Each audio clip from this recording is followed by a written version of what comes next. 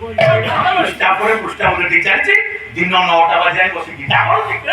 ନା ମୁଁ ଆଉ ଅଟକି ରହିପାରିବି। 8 ଅଧ୍ୟାୟ ପରେ କ୍ରମେ 9ମ ଅଧ୍ୟାୟ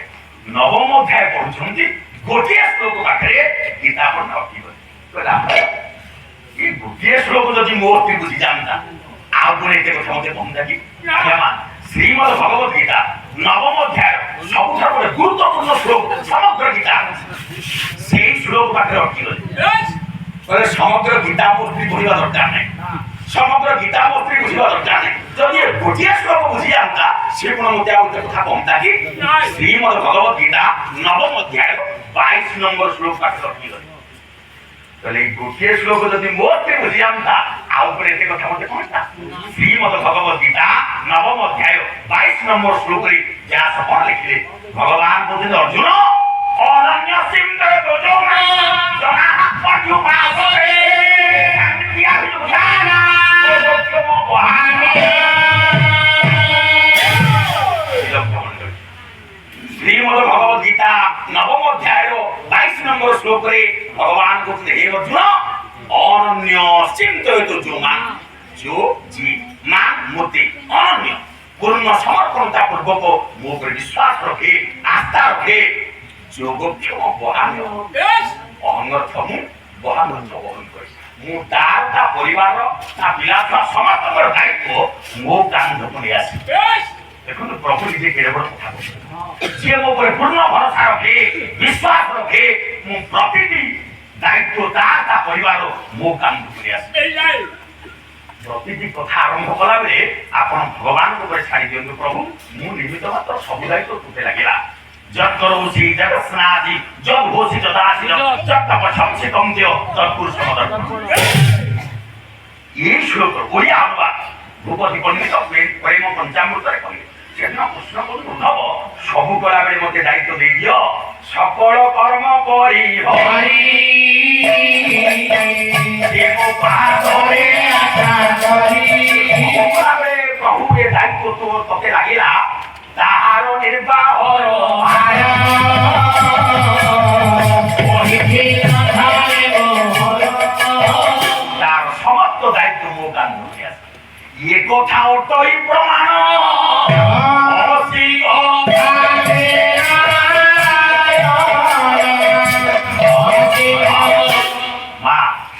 गीता पढ़ा चिंता करे जो प्रभु निजे कही जे ता ऊपर जे विश्वास रखे भरोसा रखे ता समुदाय तो प्रभु निजे कांध कर जा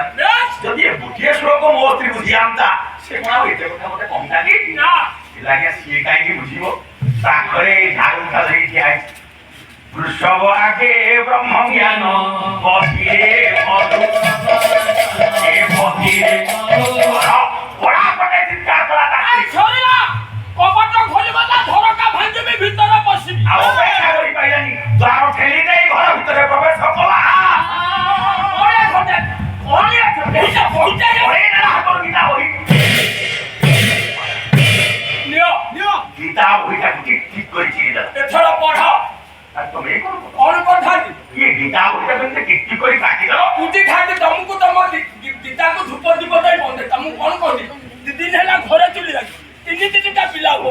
ए बहिटा छुआ तबे पड़ जाऊ एथर कोन पढियो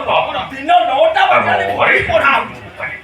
बोला एथर कोन पढियो पढ काली एते करी कही राती पाइले कि पर घरे बोलबुती लागिबो तमे दिन 9टा बजे आई बसी गीता ये बहिटा दिवाल तमर समय नष्ट हो घर सारा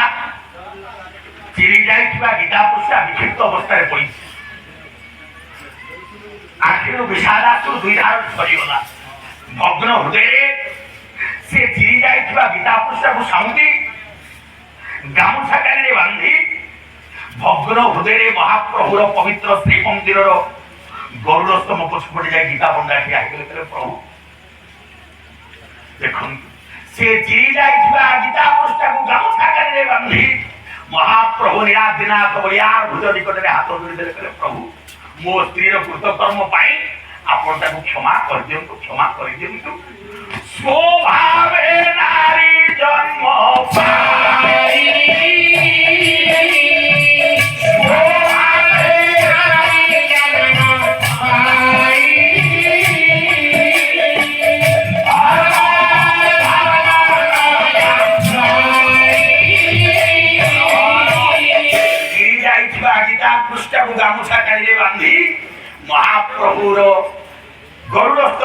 ପଛପଟେ ହାତ ଯୋଡ଼ି ଦେଲା କଲା ହେ ମହାପ୍ରଭୁ ମୋ ସ୍ତ୍ରୀର କୃତକର୍ମ ପାଇଁ ଆପଣ ତାକୁ କ୍ଷମା କରିଦିଅନ୍ତୁ କ୍ଷମା କରିଦିଅନ୍ତୁ ଏତିକି ଜଣେଇ ଦେଇ ସେ ଗରୁଡ଼ ସ୍ତମ୍ଭ ପଛପଟେ ଲମ୍ବ ହେଇକି ଅଧିକା ପଡ଼ିଗଲା। ଆଜ୍ଞା ମା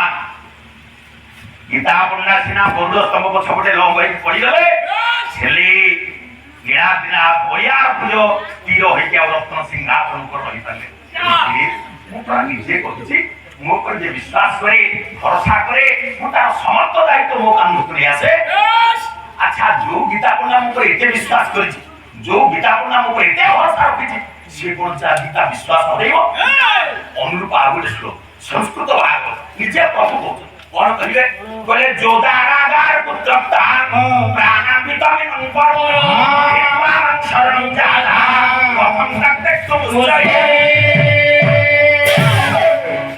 প্রভু নিজে বলে जो दारा दारा स्त्री आगार आगार आगार तो घर जो दारा आगार पुत्र प्राण प्राण वितमिम कर जे घर द्वार स्त्री पुओ झियो नाती नातुरी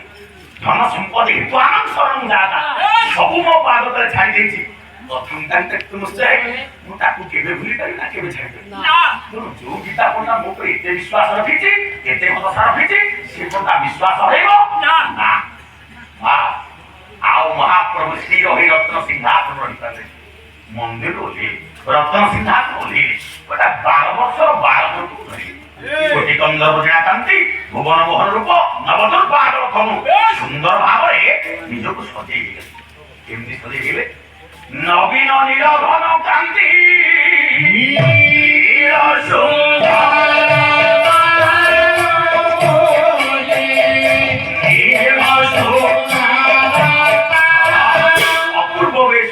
महाप्रभु 12 वर्ष बालक कोटि कंदर जना कांति भुवन मोहन रूप मस्तके सोहे श्री आओ तथि हो करे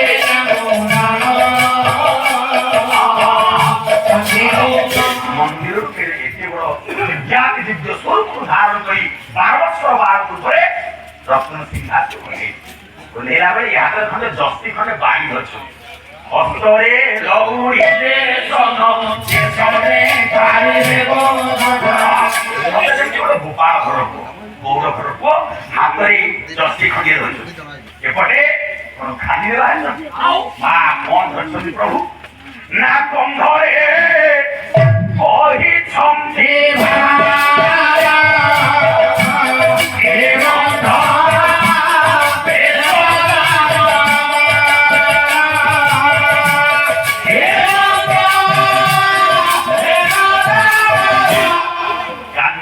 अपूर्व भार धरी गोपाल को वेशकु नहीं महाप्रभु मंदिर बाहर देखो सिंह दरजा अतिक्रम करी मंदिर बाहरी गला बेले जे अनंत कोटि ब्रह्मांडर नायक जे विश्व ब्रह्मांडर मालिक से आज पचास आज्ञा हरिचंडी साइड गीतापंड घरटा कोठी ना जे विश्व ब्रह्मांडर नायक अनंत कोटि ब्रह्मांडर मालिक से पचास छंदी आज्ञा गीतापंड घरटा पचारी पचारी गला बेले गीतापंडर स्त्री घर भीतर थिला मो स्वामी ना गई तोडे दांड पर डाकू त्या साउ जाई देखे दांड द्वार को जाए आज्ञा गीतापंडर घरटा ए पो तियारा सपियानी अच्छा मा गीतापंडर घर एई घर आपण मु ताको स्त्री आई दिनी ताको पत्नी ओ तमे ताहाले गीतापंडर स्त्री जाओ पचारी पचारी ठिकाना जगह पहुंचीबा मो कांधर बाहर ले लेलो थार के देछे गीतापंडर स्त्री पचारी थार के दे प्रभु के जेमिति हो मते मिछ सत कहली खसी जे पड़ी आपण को स्वामी को मैत्र माते पड़ी मो स्वामी को मैत्र तो बापा द भारत उठे आय मुखे गोटे जिनिस होलो ना जम्मा टेकियो होने भारत बाहर देखू देखू तार साव घर भर गेला भारत सरीला ना अरे बुआ तू केते खरान एबे चारि चारि बखरा घर मोर भर्ती हेला पूरी भारत सरीनी आउ कोठी रखिबी से पालावर उते डाकी जो से किते बहिले का प्रभुर सेक्रेटरी पर होले प्रभुर चाबिदार प्रभु नै किछु भर देखु देखु तार साल बार पेला भारत गीतापंडर स्त्री आश्चर्य पचाला अरे बुआ या सुनिलु तू देखिबा को एनी के पिला एक तो उड़ाय भारत केमति आलु धन ए बा আমি গোপাল বড় কত পিলাগুলো কান্দরে বলবার অভ্যাস করছি ধନରେ খরা বেটার করে শুরু মোহন ছাড়া বলি বুঝি দেখুন তো ঝাড় বিন্দুକୁ পୋଛି ଦେଲା কে পরদরে বিনছি পড়ত গাড়িরে বিঞ্চি দেলা সেবা করিবার অপূর্ব সুযোগ পাইছি আচ্ছা বাপা তা ঘর ভিতরକୁ ଯିବା অন্যটা খাইবো তারপরে ଯିବୁ ଖାଲିରେ ଛାଇବୁ ଏତେ ବାହାର ଯାଇକି ଆସିଲେ କଣ ଦିଟା ଖାଇ ଦେଇଯିବୁ ଏ ମା ସବୁ କଥା କହ ମତେ ଖାଇବା କଥା କହ ପୁଅ ତୁ ଖନାଟା କିରେ ଯେତେବେଳେ 12 କୋଟି କିଛି ସମୟ କଥାବାର୍ତ୍ତା କରିଛନ୍ତି ଆଉ ସେ କଥା ଗୁଡ଼ା ସ୍ପଷ୍ଟ ହେଇଛି ଏଇଠି କିତାବଟା ସ୍ତ୍ରୀ ପଚାରିଲେ ବାପା ତୁ ତ ଆସିଲା ବେଳକୁ ଏମିତି ଖନେଇ ଖନେଇ କଥା କହୁଛୁ କଣ ଖନାଟାକେ ନାଇଁ ମା ମୁଁ ସେଇଥିପାଇଁ ଖାଇବାକୁ ମନା କଲି ଆଇକିରେ ବାପା ପିଲାବେଳୁ ଖନା ନୁହଁ ଆଉ ଆଜି ସକାଳୁ ମୋ ମା ମୋ ଜିଭଟାକୁ କାଟି ଦେଇଛି ସକାଳୁ ଉପବାସରେ ଅଛି ଖାଇଲେ ମୋ ଜିଭ ପଡିବ ତୁ ମତେ ଖାଇବାକୁ ବାଧ୍ୟ କରନା ପୁଅ ମା ଏଡେ ଅନଖଣି ସେଟା କୋଉ ମାର ହାତ ଯିବ କଳେ ଏ ଭଳିଆ ପରେ ଯିବ ଆଚ୍ଛା ଖନ କରି ଏଇ ସାରେ ସେ ମା କାଟି ତା ତଣ୍ଟିରେ ଦାନ୍ତ ବସେଇ ଦେ ସେ ମାଟେ ଆଣ୍ଟି ନା ରାଗିଗଲା କହିଲା ତୁ ଗୋଟେ ଏଡେ ସୁନ୍ଦର ପୁଅର ଜିଭ କାଟିବ କୋଉ ମାର ହାତ ଗଲା ମତେ ଆସିଲୁ ଚିହ୍ନେଇ ଦେଉ ସେ ମାଟା କିଏ କହିବୁ ସେ ମାଟେ ତାପରେ ଆରେ ମୋ ମା ମୋ ଜିଭ କାଟିଲା ତୁ ଏତେ ରାଗୁଛୁ କଣ କୋଇ ସାଇରେ ମୁଁ କାହାକୁ ଡରେ ସାରେ କାମ କରୁ କାହାକୁ ଡରେନି କାହିଁକି ଏଇ ସାଇରେ ମତେ ୱାର୍ଡ ମେମ୍ବର କରୁଛନ୍ତି